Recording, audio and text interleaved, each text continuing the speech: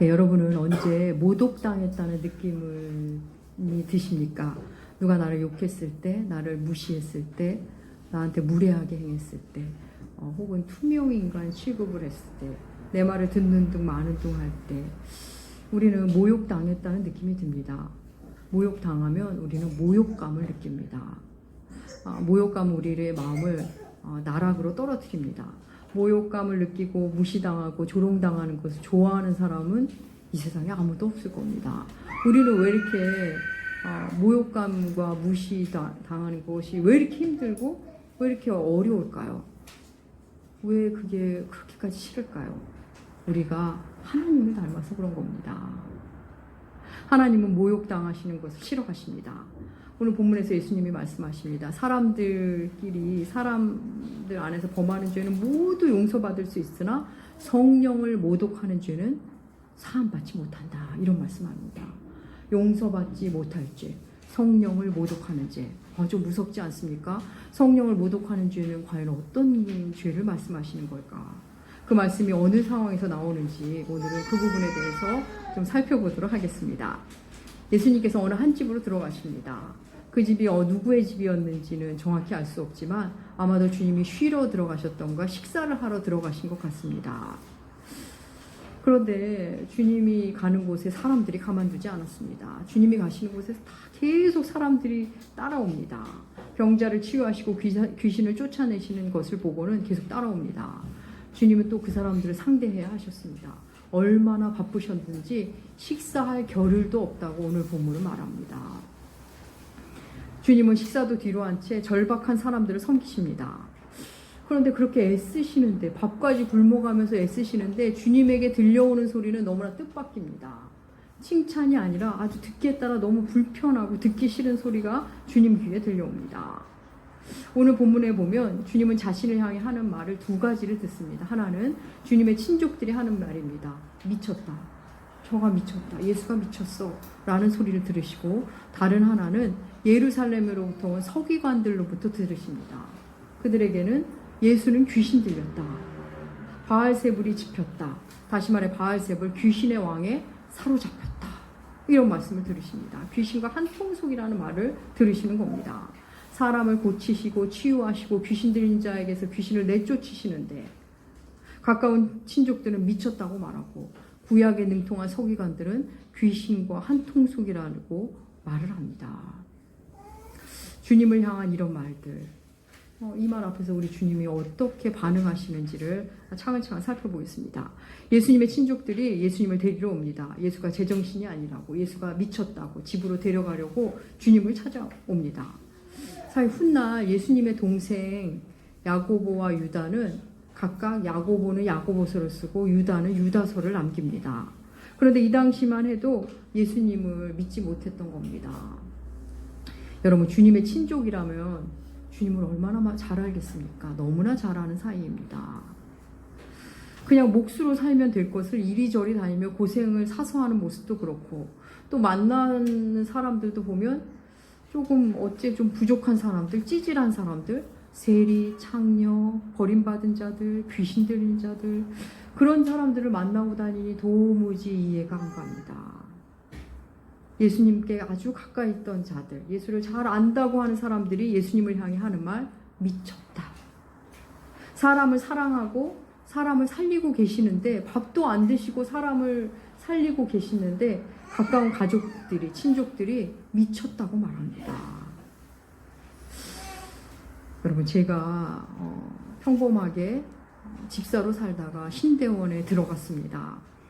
그런데 들어가 보니 삶의 자리가 참 다양한 분들이 참 많이 왔습니다. 나이도 천차만별이었고, 근데 그분들과 이야기를 나눠보면 너무 놀랍게 소위 잘 나가는 분들, 대기업에서 아주 높은 직급에 있는 분들이 그만두고 오신 분도 있었고, 장사도 잘 나가는 분들, 또 사업도 잘 되는 분인데 그걸 접고 오는 분들이 계셨습니다.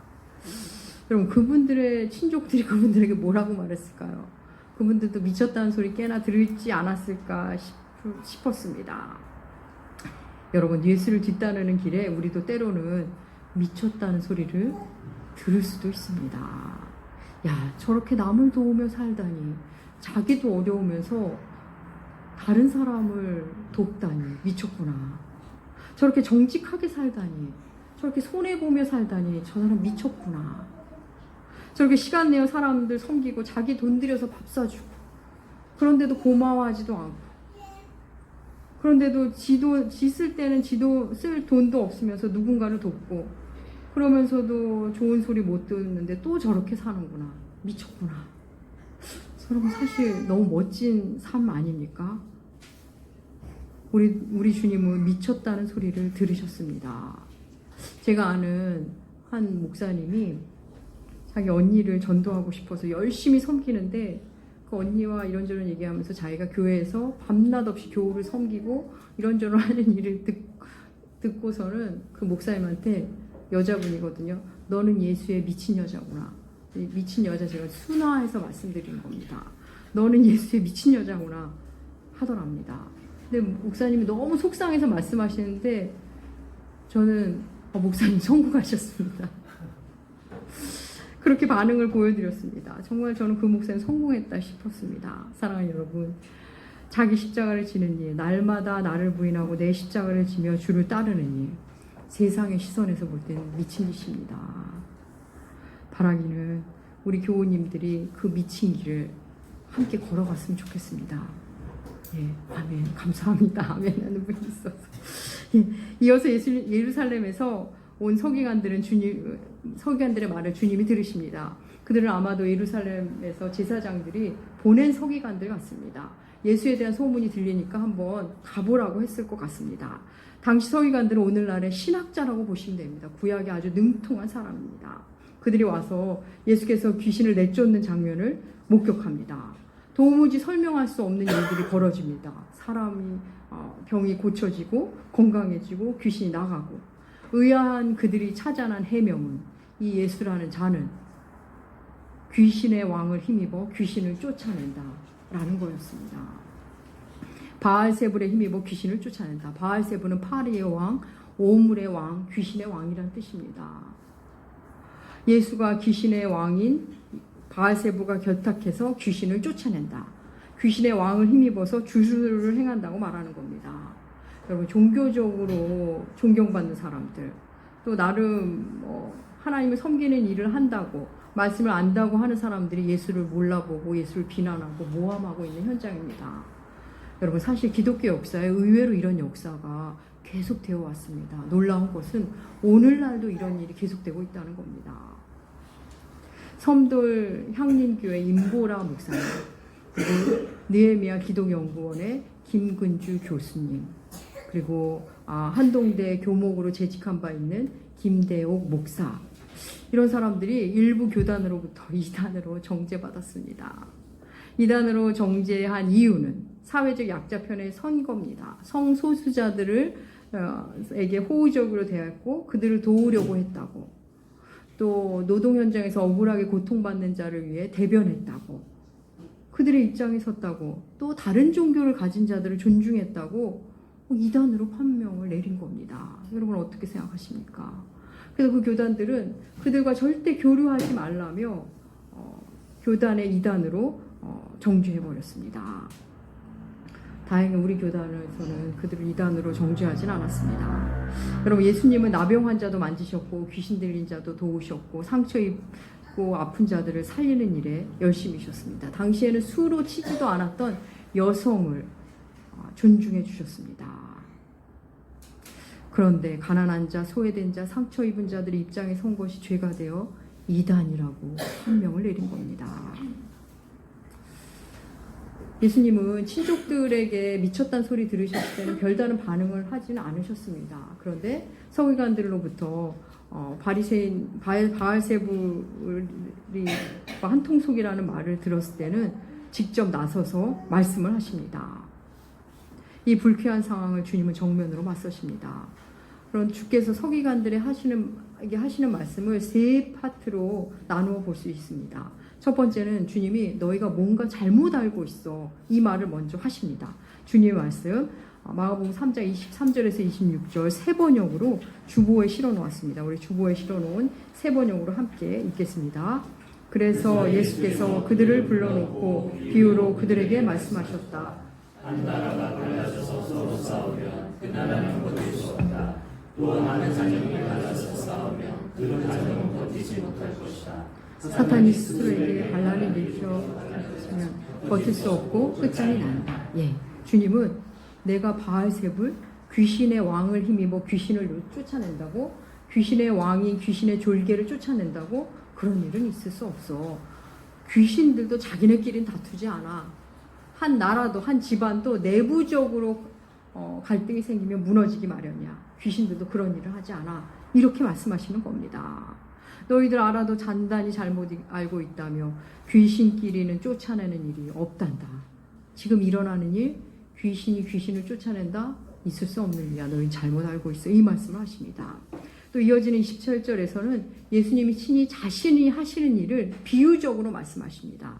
우리 본문 마가복음 3장 27절 주님의 말씀 함께 읽겠습니다. 사람이 먼저 강한 자를 결박하지 않고는 그 강한 자의 집에 들어가 세간을 강탈하지 못하리니 결박한 후에야 그 집을 강탈하리라. 예. 이건 무슨 내용이냐면 사람이 누군가의 집에 들어가서 강한 사람의 집에 들어가서 세간을 내어오고 싶다면 그 강한 자를 결박해야만 세간을 가져올 수 있지 않겠느냐 말씀하십니다. 좀 비유가 조금 좀 애매하긴 한데 이 말씀은 이겁니다. 사단을 제어하시는 주님의 사역을 주께서 말씀하십니다. 사탄이 지배하고 있는 인류, 사탄이 끌어안고 있는 사람들, 그 사람들을 구해내기 위해서는 그 강력한 사탄을 먼저 결박해야 한다는 겁니다. 그래서 지금 주께서 그 일을 하고 계시는다는 것을 지금 보여주고 계시는 거라는 겁니다. 여러분, 사탄을 제압하지 않은 채 사탄으로부터 우리 사람을 구해낼 수는 없습니다. 사탄을 제압하는 그 일을 예수께서 하십니다. 그렇습니다. 하나님의 통치의 시작은 귀신의 우두머리인 강한 자 사탄을 묶는 것으로, 결박하는 것으로 시작합니다. 여러분, 힘이 세다고, 우리가 물리적인 힘이 세다고 사탄을 이기는 것이 아닙니다.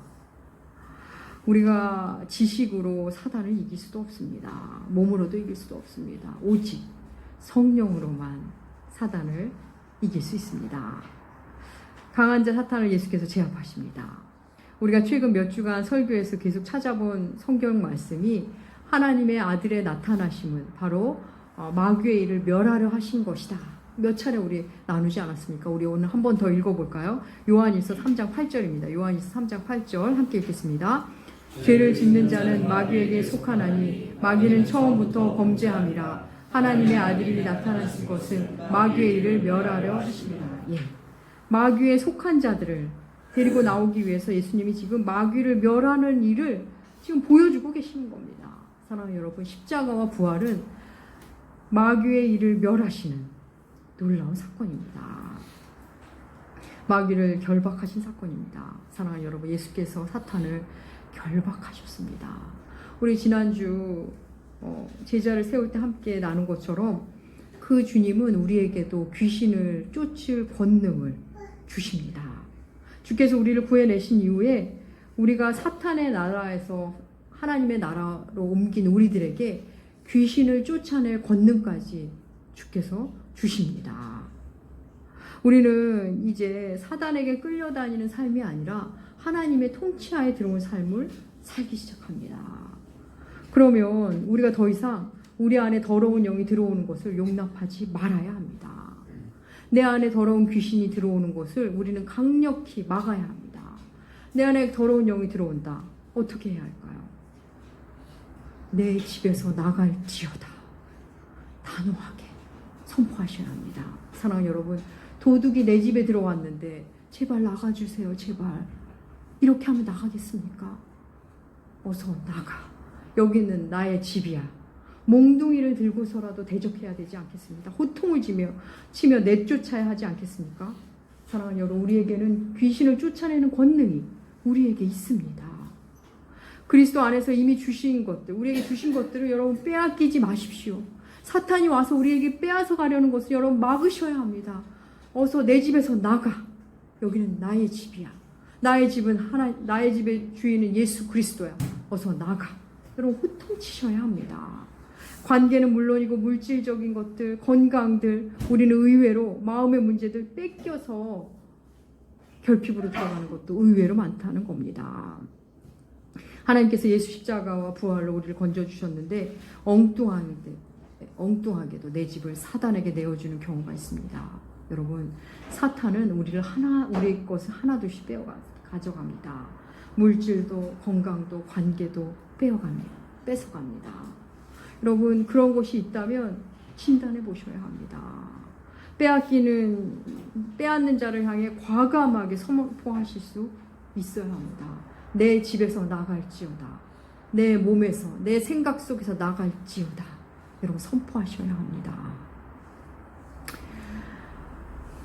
주님은 사탄을 결박하시는 것을 그렇게 비유로 말씀하신 후에 사람의 모든 죄는 용서받지만 용서받지 못하는 죄가 하나 있는데 바로 성령을 모독하는 죄라 하십니다. 주님의 말씀 우리 함께 읽어볼까요? 마가복음 3장 28절에서 29절까지의 말씀, 하나님의 말씀 함께 읽겠습니다.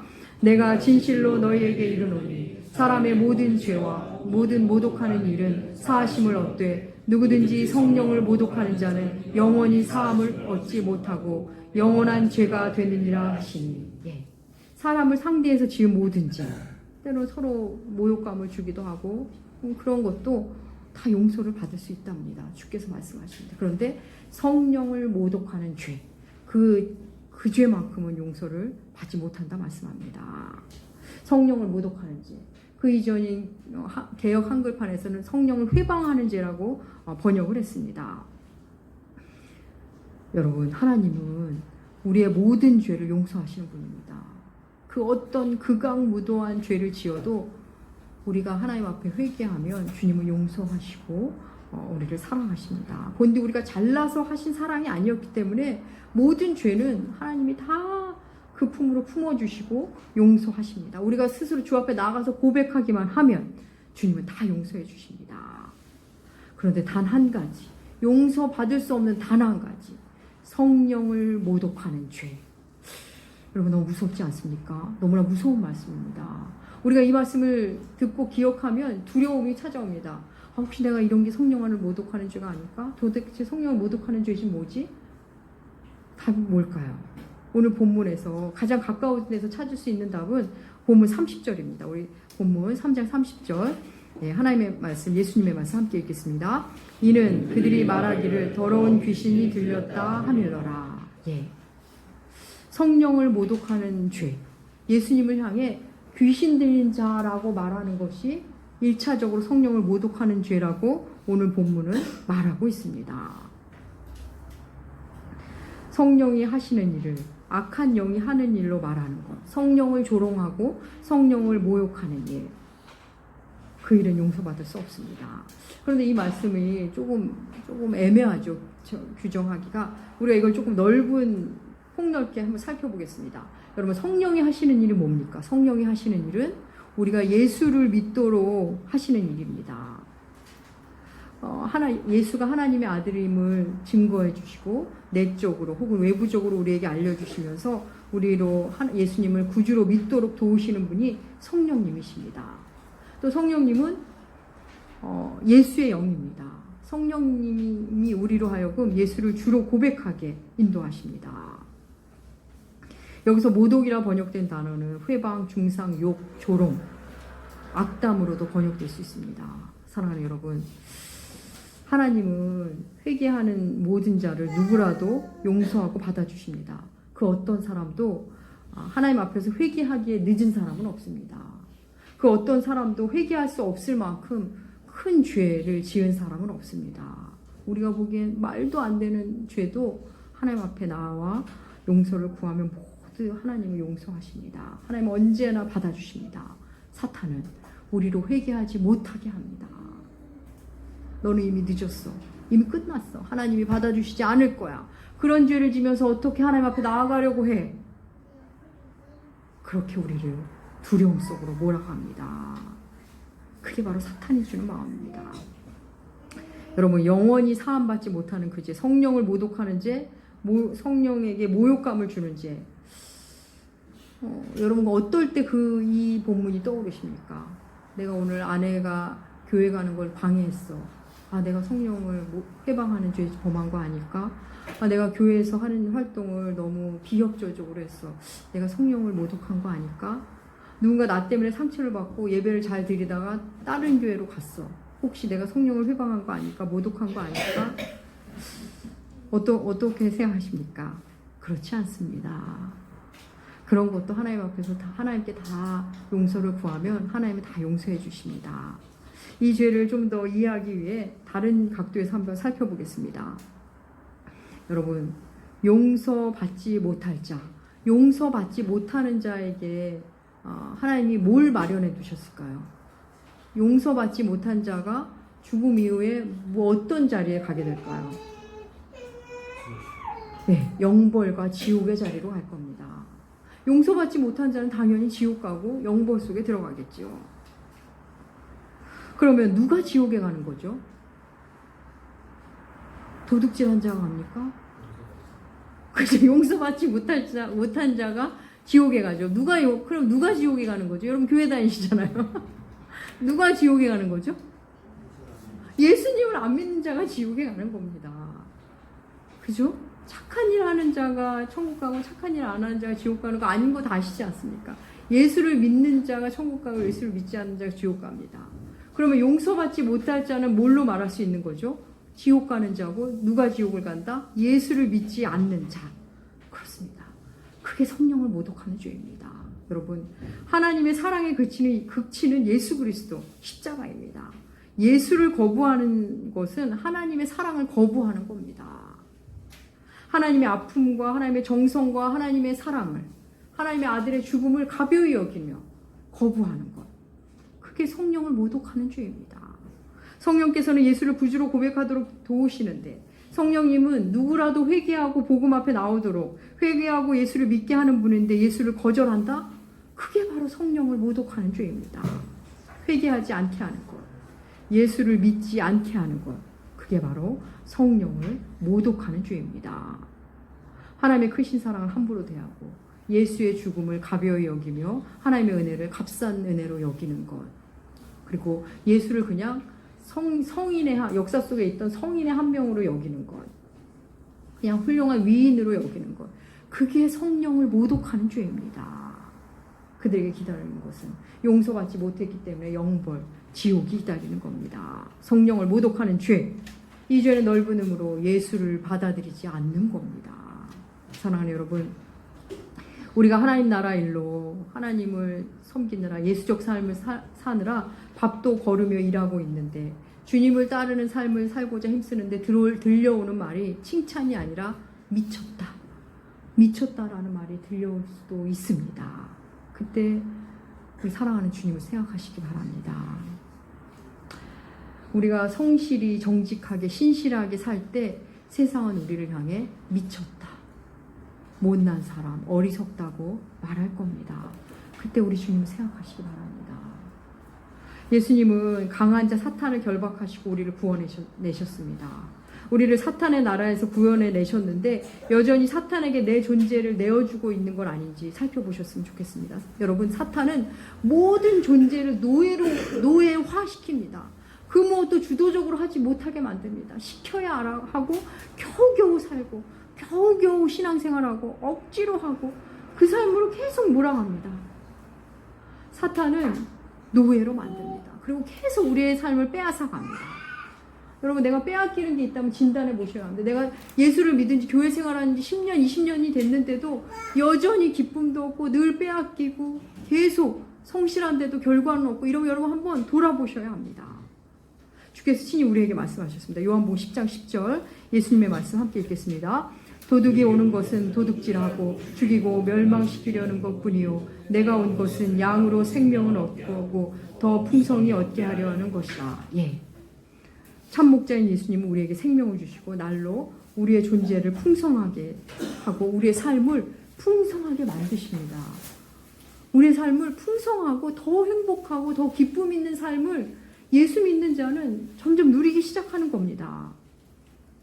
그래서 예수님을 믿어서 그동안 안 보이던 사회의 불의와 죄를 봐서 한쪽으로는 고통이 심화되지만 또 예수님으로 인한 기쁨이 있어서 그것을 또 능가하는 놀라운 기쁨의 우물을, 감사의 우물을 갖기 시작하는 겁니다.